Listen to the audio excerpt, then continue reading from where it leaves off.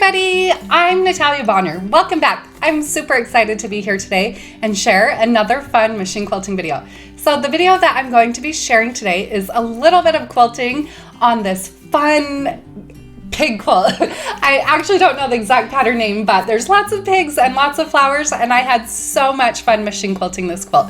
So as you'll see here today, I am definitely going to be quilting some scallop borders. You know that I love machine quilting scallop borders. I have an online class teaching you how to quilt those. Plus, I'll show a little version here today. Also, we'll be quilting on the pig block and then the background filler and also the flower block. So lots of fun inspiration in today's machine quilting video. So like always, I am doing all of the quilting here on my Gamel 22-inch machine. Everything that you'll see is hand guided. I will be using my machine quilting rulers, namely the 4-in-1 machine quilting ruler, and I am going to be using a few curved rulers by the Quilted Pineapple. Now, if you are looking to get a complete set of curved rulers, if you're wanting to go more advanced, I definitely recommend the whole entire set from the Quilted Pineapple. Fabulous set of curved machine quilting rulers. Now, the thread that I'm using here on the top is So Fine by Superior Threads, and then on my bobbin, I'm using Bottom Line, also by Superior Threads. Then the batting that I'm using here today is one layer of the Quilter's Dream Poly Deluxe batting. Let's get stitching.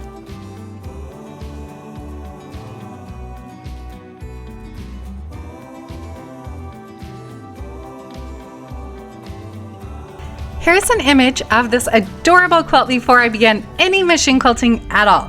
This quilt's going to be so much fun to quilt. So a few things that I want to look at before I start any machine quilting. That outside border does have a lot going on with that cute floral print. So I probably don't want to quilt something like a floral or something that's going to fight with the fabrics. Instead, I am going to quilt scallops. You guys know I love machine quilting scallops. So I'm going to quilt some scallops using machine quilting rulers by the Quilted Pineapple in that outside border. Then as we work our way to the inside, I'm going to be doing a lot of curved work, a lot of circular designs, things like that, because that's what reminds me of pigs, soft and curly, things like that. So the first outside stop border, I'm going to quilt a fun variation of a circle with a swirl. Moving in from there on that blue stop border, I'm going to quilt a small straight line design. I'm going to have a few straight lines in that outside scallop border, so bringing those straight lines in towards the center of the quilt. Now remember, something I always mention, or I try to mention often, whatever I do in that outside border, I really want it to tie into the inside. So I don't want that to be the only place on my quilt where there's straight lines or curves. As we continue to move to the inside, on each of those little pigs, I am going to quilt some fun curls, making them just look so soft and curly. On each of the flowers, I'm going to quilt petals, making them look like petals, and also quilt leaves in each of the flower leaves. Then we'll quilt some fun point-to-point straight lines through all of those flying geese, and of course, quilt some fun swirls in the entire background. Let's get stitching. I'll start out this design by using my 4-in-1 machine quilting ruler, and I'm going to go through and stitch in the ditch. Once I've gone through and stitched in the ditch, now I'm going to switch to the curved rulers. I'm using 2 rulers here by the Quilted Pineapple. Now, how did I decide which rulers I was going to use? Well, on the body of the quilt, there are the pigs and there are the flowers, and they alternate. So my scallops are based off of those pigs and off of the flowers. You can see if you look closely that I did measure straight up from the sides of those blocks, and I marked a little increment. So from that point, then I picked 2 rulers. I actually lay these rulers on the quilt and audition them to see which ones will fit best in this space, and that's how I determined which rulers I would use. So I went through first of all and stitched scallops all the way across the top. Now these scallops are a little bit larger than what would fit in my throat space doing the top border and also the sides. So right now we're just focusing on the top.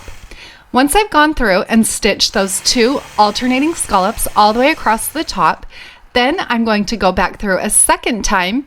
Now I am working from left to right both times as I stitch across. The second time I'm adding an echo to the outside, so the top side of that scallop. Now To stitch this echo, I lay my machine quilting ruler so the edge of it is right on top of my previous stitch line, and then I'll stitch point to point echoes around the top side of that first scallop. Now, once I have that first scallop all stitched, I'm going to come back to the left side of the quilt, that upper left corner, and if you look closely, you can see that I have marked, using the blue Mark Be Gone marker, my 45-degree angle. So I'm going to miter my corner with my machine quilting. So I go through and mark that out before I begin. Now, because I'm not going to stitch the whole entire corner right now, I will start, because I don't have the next scallop done, I will start stitching as far over as I can without stitching that corner on the left side. Then from that point, I'm ready to start adding in some fun straight lines. Personally, you'll see me do this quite often where I'll stitch the scallop and then I'll stitch straight lines out from that. The reason I like to do the straight lines with the scallops so often, because they're both ruler work, they end up really nice and crisp, but also there's just something that's so pleasing to the eye between that curved line and then going right into those straight lines. So you can see when I'm stitching out these ones, I'm alternating the spacing between those lines. So they're going to be measured 1/4 inch and then 1/2 inch. So it creates just a little extra bit of texture by creating that variegation in my spacing. So I'll continue here stitching out all of those evenly spaced straight lines. In the great outdoors, forever free, you and me, meant to be. In the great outdoors, forever free.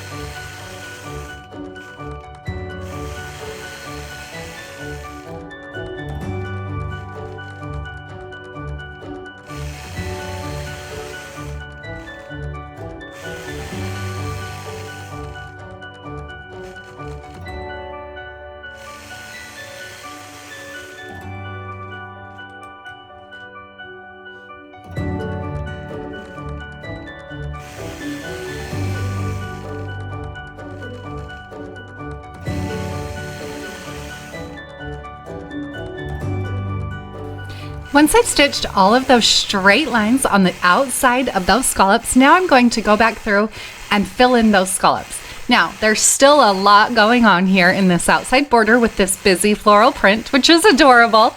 So I'm going to keep the inside of those scallops pretty simple by quilting loops. So when I quilt these loops, I start down near the edge of my border, near the ditch, and from there I'm quilting kind of like a circle, a loop, stitching up towards the top, filling in and coming back down. Now you can see as I stitch these out, they start out small and then they get a little bit larger as I get to the center of those scallops, and then go small again as I get to the opposite side. The loops are a really fun design to quilt out. They're super forgiving. Sometimes mine are skinny, sometimes they're a little bit wider, and I'm okay with that because the result is totally worth it, and you can totally get away with imperfection with this design.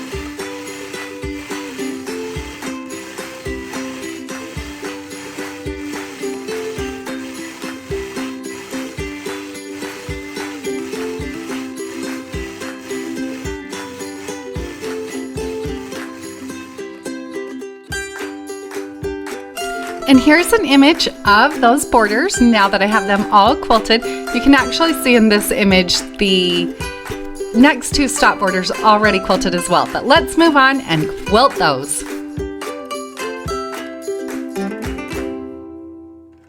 In this first white border, I'm going to quilt this fun variation of circles. So circles are a really fun thing to quilt in a small border like this. So you'll see here, I stitch these out in an over-under manner. Now when I get close to my corner, I'll just slightly adjust my size as I'm looking ahead because I want to make sure that they will fit inside of that corner really nicely.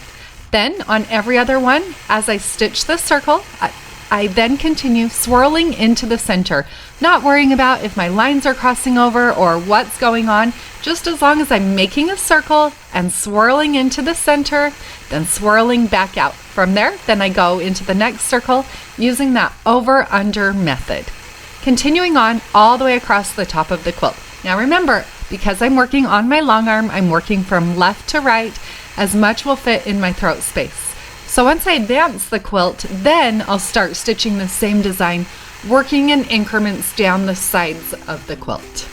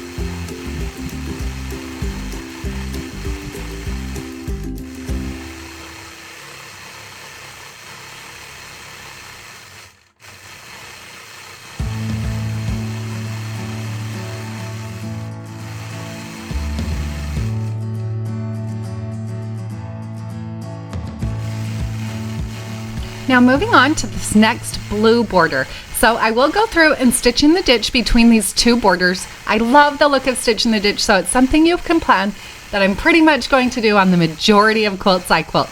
In this next border though, it's a small border, another 1-inch border. I don't want it to fight with the circles that I've quilted on the previous border. So here as I stitch this out, I'm stitching just back and forth straight lines that are about 1/4 inch apart, rounding at each of the corners. Again, working from left to right all the way across my quilt top.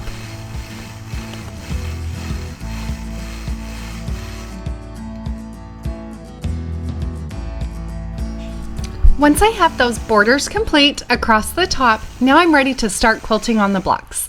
Let's start quilting on that fun little pig. I love the look of stitch in the ditch, so I'm going to start out by stitching in the ditch all the way around the outside of the little pig. Using my mini 4-in-1 machine quilting ruler to help me get nice stitch in the ditch work. Now, if you've never done stitch in the ditch work, you can also check out my inside out machine quilting ruler. That ruler actually has some notches on the end of it that help act as a guide to help you stay as close to in that ditch as you can.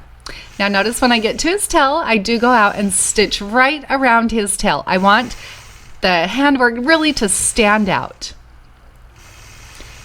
Now once I have done all of the stitch in the ditch work, I'm also going to add an echo around all the way around the outside of my little pig. This little guy, I want him to stand out and just really shine. So by adding that echo, it gives my eye a place to rest between the background and the heavy fillers that I'm going to do on the pig and also in my background filler. So you can see that I went through and I'll stitch echo 1/4 inch on the outside of my pig. So to do that, I hold my machine quilting ruler, so the straight side of the ruler is right along the outside of my pig, and then I'll stitch. Now remember, if you're using a machine quilting ruler foot on your machine, most of the machine quilting ruler feet are made so that it's 1/4 of an inch from your needle position to the outside of your foot. So I can also, when I come to corners and things like that, I'll stop at the distance of my foot. So 1/4 of an inch is a really great spacing to use with machine quilting rulers. Once I've stitched all the way around him, adding that fun little echo, now I'm actually going to continue. I like to kind of work in little block units. So I'll continue and stitch in the ditch around that brown, kind of the dirt section underneath my pig.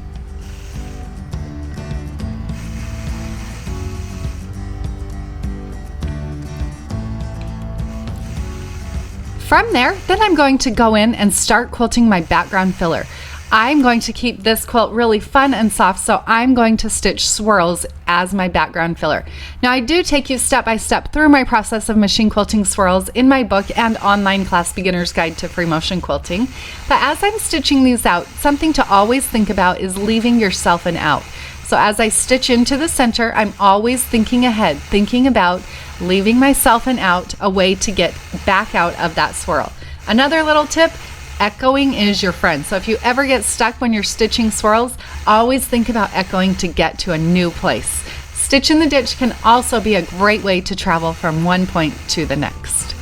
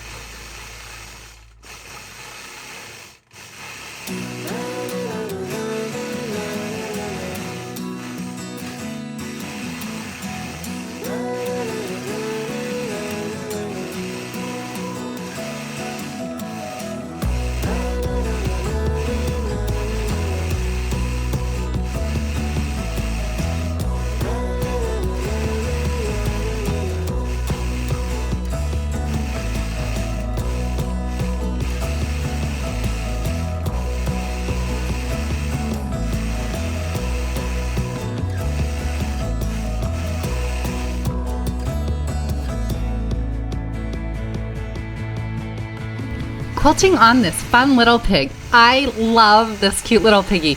I'm going to keep him really soft by machine quilting these fun little curls. Now I do teach you again step by step how to machine quilt this design in my book and online class Beginner's Guide to Free Motion Quilting. But as you can see here, as I stitch out these fun little curls, I keep it a continuous line design, alternating the direction that I stitch those little curls. Now you can see when I stitch them, I try to stay pretty close when I stitch back in to on my previous stitch line, but that doesn't always happen. I'm not perfect, and I'm okay if my lines aren't always perfectly right on top of each other. I'm a human, I'm not a computer, and honestly, I think that sometimes when my lines cross over each other a little bit, it kind of gives my curls more of a ribbony type look. I love it.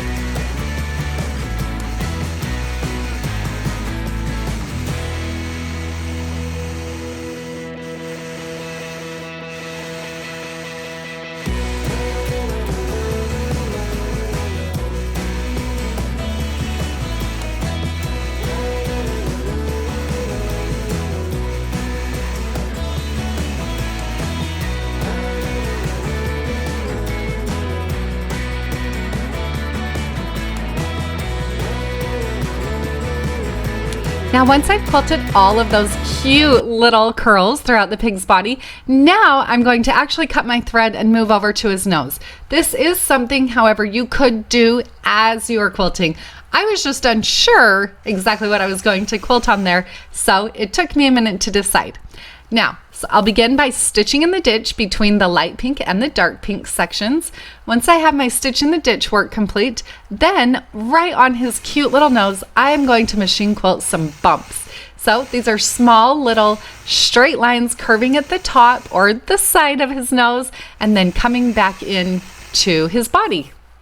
I'll fill in that section of his nose completely. Once I've done that, then I'll travel along the ditch, moving up to his 2 ears. In each of his ears, I will stitch in the ditch around the outside of the ear, and then I'm going to actually stitch kind of like a feather petal in each one of his ears, just to kind of give him that soft, kind of floppy look.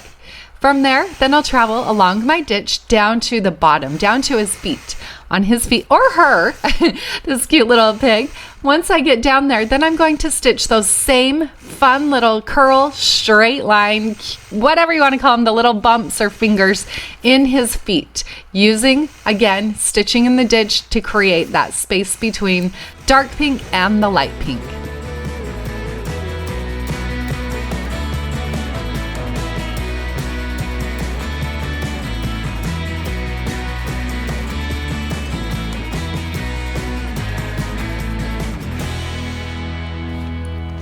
And moving on to the flower. So I like to start out by stitching in the ditch. Now, as I stitch in the ditch, you can see that I'll start out anywhere on the block. It could be starting around the flower or around down on the bottom around those leaves. As I stitch in the ditch around those leaves, you'll notice that I will work back and forth between using my mini 4-in-1 machine quilting ruler and also a little bit of free motion work. So I often get the question, do you always leave your extended base plate on your machine? My answer is yes. Anytime I'm doing custom quilting, I'm leaving my extended base plate on the machine. Obviously, you'll need the extended base plate when you're doing ruler work, and because I switch back and forth between ruler work and free motion so often, I always leave it on there. So once I've stitched in the ditch around those blocks, then on each of those leaves, you can see that I'll stitch to make it look like it's an actual little leaf. Then from there, because I like to make my machine quilting as continuous as I can, a lot of times I'll use like a seam or a ditch, somewhere like that, to travel to the outside, where again, I'm going to go through and add that echo to the outside of my flower. Now, as I'm stitching this echo around the outside, you'll notice that my echo will bump into the echo around my pig. So I'll just stitch along that echo line. So 2 echo lines crossing over each other. And then from there, I'll continue on stitching out that echo design. Again, it's 1/4 of an inch on the outside of the flower.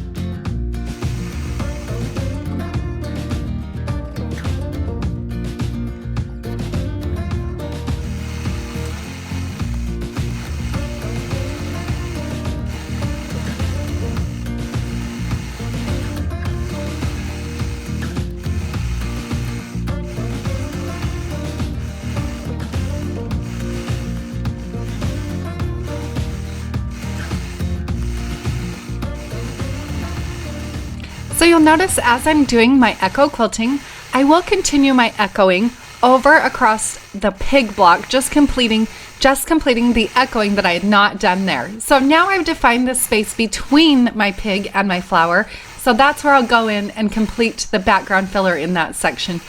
So as far as my machine quilting goes, I never really say that there's a rule of thumb that I go through and outline everything first, or I go through and do all the echoing first, because for me, I do that as I'm going. So I'll do a little bit of echoing, then I'll go to the background and work back and forth. Now, I don't think that there's a right or a wrong way to do this. It's just what seems to work best for me. Maybe I kind of like to break things up. I like that I'm not just doing the flowers. I'm not just doing one thing. I'm working back and forth between the flowers and the background filler and the echoing.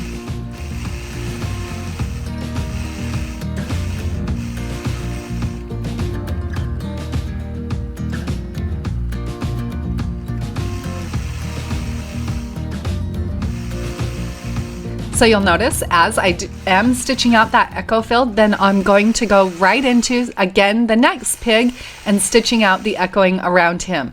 So definitely, like I just mentioned, work back and forth between ruler work and free motion quilting.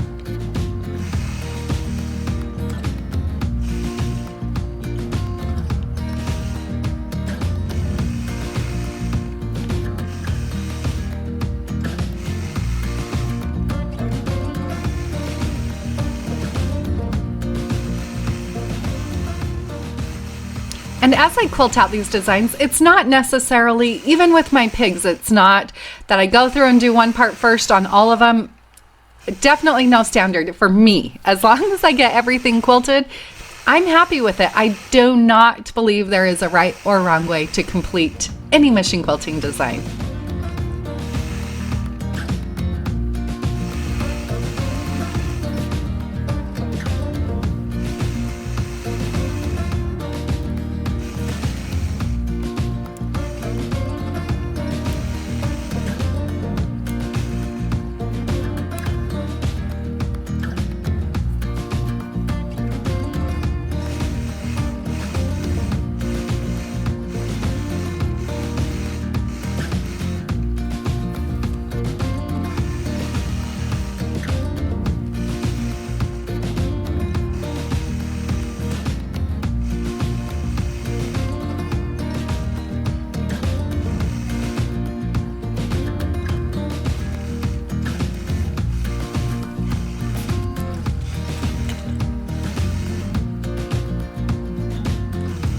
So you'll see here as I'm quilting, now I'm working on my pig. So with the last pig, I went through and quilted all of the swirls on his body and then came back and did his feet and his nose.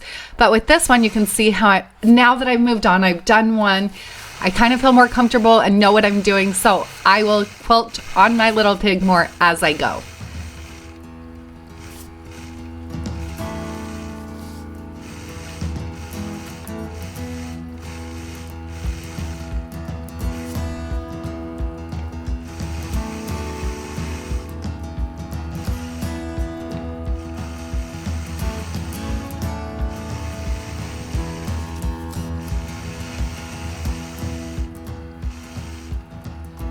Continuing on, so you'll see how from this point now I'm moving on to the next flower, where I'll go right into stitching in the ditch around that flower, starting out with the petals or the leaves, stitching in the ditch around the outside of the leaves, and then from there stitching kind of like a leaf shape in the center. Now you could always dress those leaves up just a little bit more. Here I'm stitching just the outline, but there's definitely been times where I've stitched more like a spine through the center and things like that to make it feel more like a leaf.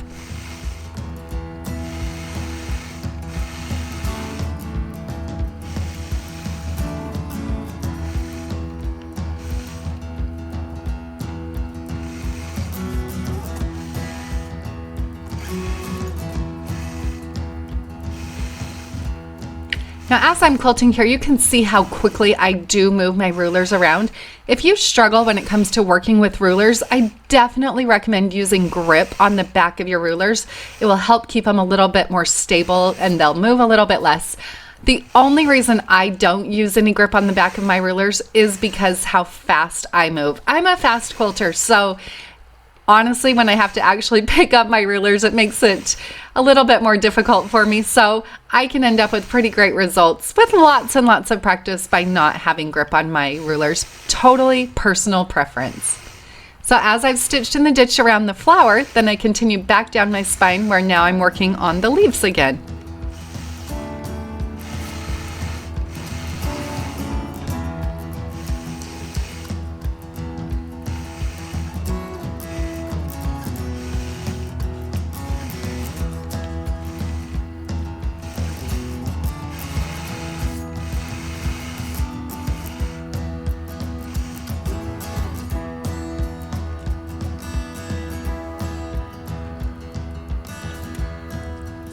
Now, because I do want to share with you how I quilted on the actual flower, I actually stopped and cut my threads to come back over to that flower where I had not stitched on the actual flower itself.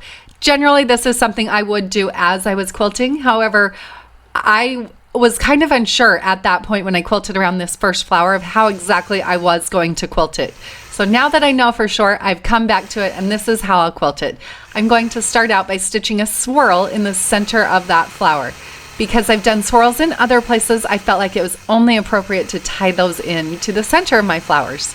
Then in the petals, I'm going to stitch kind of fingers, whatever you want to call those, outside in those petals. So we've done straight lines in the outside. This is a great way to tie straight lines into the center of the quilt. By stitching these fingers or these bumps, whatever you want to call them, they're straight going out into all of the outsides. And then in the corner ones, I just curve in a little bit on each of the corners so that they still have that fun petal look. They just are a little bit different to fill in that space as much as possible.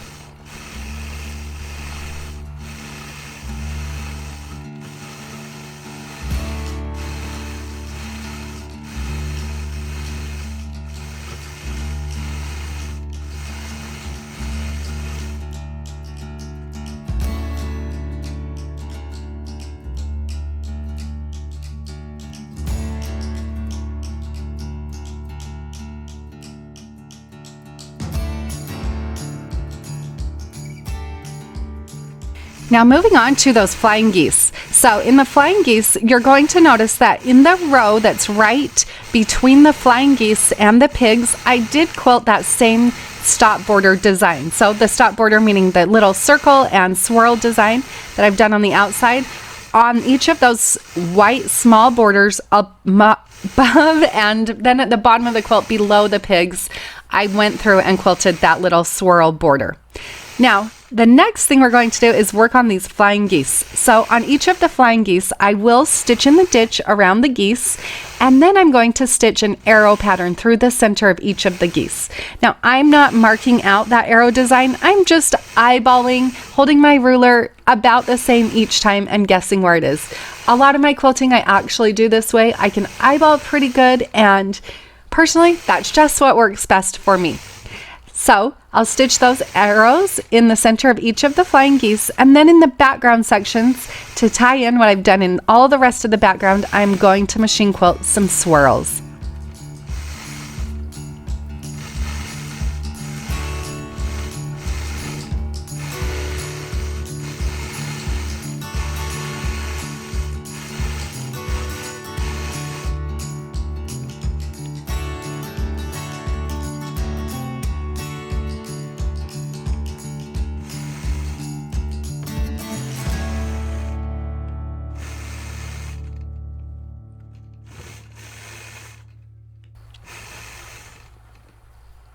And just continuing on here with those flying geese, stitching in the ditch around those, adding those swirls into the background, and then the arrow through the center.